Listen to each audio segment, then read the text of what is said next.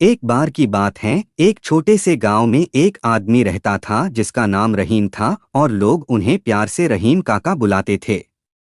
हर रोज की तरह आज की सुबह भी रहीम काका खुशी खुशी अपने काम के लिए निकले। आज रहीम काका बहुत खुश थे क्योंकि 2 दिन बाद ईद थी और वह ये सोच रहे थे कि इस बार वो अपने परिवार के साथ मिलकर खुशी से ईद मनाएंगे।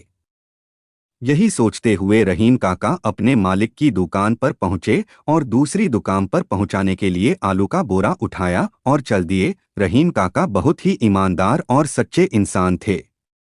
वह हमेशा अपना काम बहुत ही ईमानदारी के साथ करते थे। आज रहीम काका अपनी खुशी में मग्न ऐसे चल रहे थे कि उन्होंने ध्यान ही नहीं दिया कि आलू के बोर में से कुछ आलू रास्ते में गिर गए हैं और वो दुकानदार के पास पहुंच गए। अब जब दुकानदार ने बोरे का वजन किया तो उसमें सामान कम था, जिससे उसे रहीम काका पर शक हुआ और उसने रहीम काका के मालिक को खबर कर दी। अब रहीम काका जब वापस आए तो उनके मालिक ने उनसे कहा। मालिक रहीम काका से पूछता है, आलू के बोरे में से आलू कम कैसे हुए? रहीम काका उससे कहते हैं, मालिक मुझे नहीं पता, मैं तो यहाँ से सीधा दुकानदार के पास ही गया था।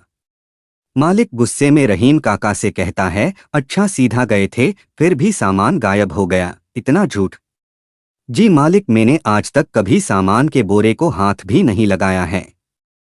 जो का त्यों उसे उसकी जगह पर पहुंचता हूँ मालिक, शायद रास्ते में कहीं गिर गया हो, भरोसा करे मालिक मैंने कुछ नहीं किया है। मालिक ने उसकी एक ना सुनी, ये लो तुम्हारे पैसे और अब से काम पर नहीं आ। यही बोलते हुए मालिक रहीम काका को काम से निकाल देता है। अब रहीम काका दुखी मन से उदास से चेहरे के साथ वापस घर को चल पड़ते हैं। इस बार वो घर जाने के लिए जंगल का रास्ता लेते हैं और वही चलते चलते रास्ते में उन्हें एक बकरी और उसका बच्चा मिलते हैं। वो उनके मालिक को ढूंढने के लिए जंगल में चारों तरफ देखते हैं, लेकिन उन्हें वहां कोई नजर नहीं आता, तो वो उस बकरी और उसके बच्चे को अपने साथ घर ले जाते हैं।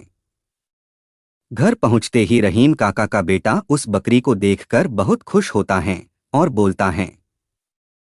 रहीम का बच्चा खुश होकर कहता है, वाह अब्बू, आज तो खाना खूब अच्छा होगा, लाइए इस बकरे को मुझे दीजिए, आज इसे पाक कर खाएंगे, खूब मजा आएगा। रहीम अपने बेटे से कहता है, नहीं बेटा, यह बकरा नहीं बकरी है और यह हमारी नहीं है, ये मुझे जंगल में मिली थी। मैंने इसके मालिक को वहां ढूंढा लेकिन कोई नहीं मिला, इसीलिए मैं इसे यहाँ ले आया। लेकिन हम इसे मारेंगे नहीं क्योंकि इसके साथ इसका बच्चा भी है। अब हम इसके मालिक को ढूंढेंगे और जिसकी भी बकरी होगी वो हमारे यहाँ से इसे वापस ले जाएगा।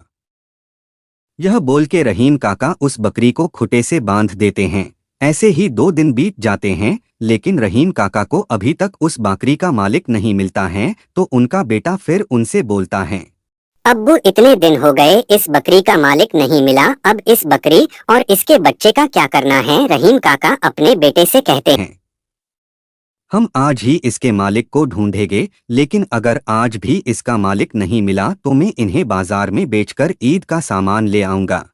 फिर रहीम काका बाजार में जाते हैं बकरी के साथ। फिर वह पंडित देखकर बोलते हैं, यह बकरी दोनों मेरे हैं, यह तुम्हें बकरी और बकरी का बच्चा कहाँ मिला? यह दोनों मेरे ही हैं। फिर ही रहीम काका कहते हैं, नहीं पंडित जी, यह बकरी और इसके बच्चे जंगल में मिले, मैं 2 दिन से इनका पालन पोषण कर रहा हूँ और उनके मालिक को ढूंढा नहीं मिले, तो फिर मैं बाजार में आया बचने के लिए। फिर पंडित जी कहते हैं, तुम क्या काम करते हो? फिर रहीम काका कहते हैं, मालिक मैं अभी कुछ काम नहीं करता। ब्राह्मण खुश होकर कहते हैं, तुमने मेरे दोनों बकरी और उसके बच्चे को 2 दिन ख्याल रखा है, क्या तू मेरी बकरी को चराने और उसका ख्याल रखने का जिम्मा लो? रहीम काका खुशी से बोलते हैं, जी हुजूर, क्यों नहीं।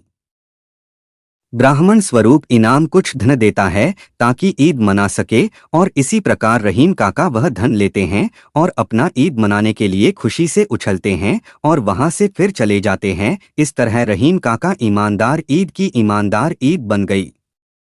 शिक्षा हमें हमेशा ईमानदारी सिखाती है और आज नहीं तो कल हमेशा हमको सही रास्ता मिलता है, इसलिए ईमानदारी बहुत ही जरूरी है। स्वरूप इनाम में दुनिया बहुत दिखता है, लेकिन इनाम के स्वरूप में हमें ईमानदारी है।